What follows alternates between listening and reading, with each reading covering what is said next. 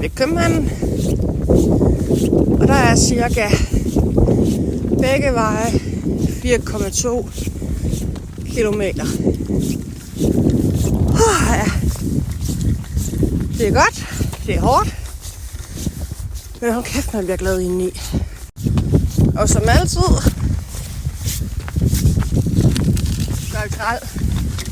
Jeg troede først, det var mere skrald, end jeg faktisk lige havde troet. Men der er faktisk ikke så meget. Så det er godt. Gør noget for vores planet.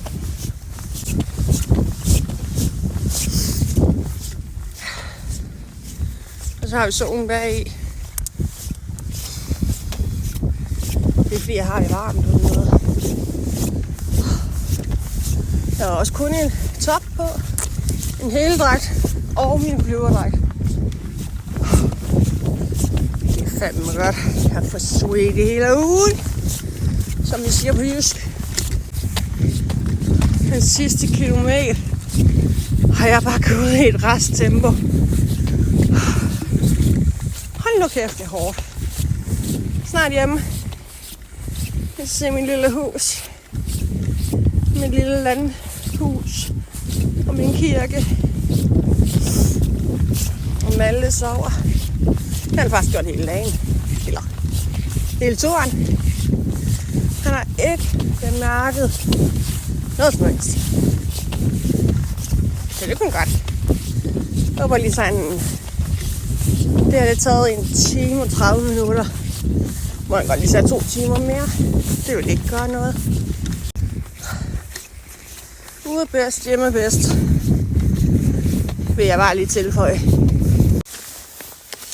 Så skal vi lige have smidt alt det her ud.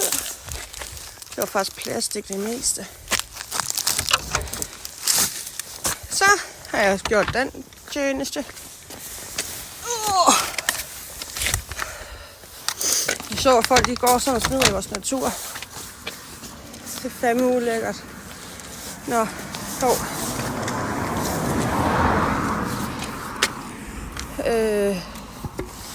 Det var min tal. Så. Og så en velkomst, vi fik der. Hej, Melvin. Hej, skat. Melvin. Hej. Du er dejlig varm. Du er dejlig øre. Ja, det var godt, skat. Det blev lige til 4,9 kilometer. Jeg fryser ikke mere, når jeg varme kender. Det var dejligt. Og så forstår man godt, hvorfor jeg har det varmt. Det er sådan noget flis noget. Og jeg var helt ved rød ned på halsen. Så varm jeg har haft det. Så jeg lidt til ham her.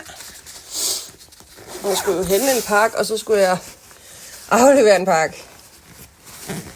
Så tænkte jeg, så kan jeg fandme lige så godt gå derned.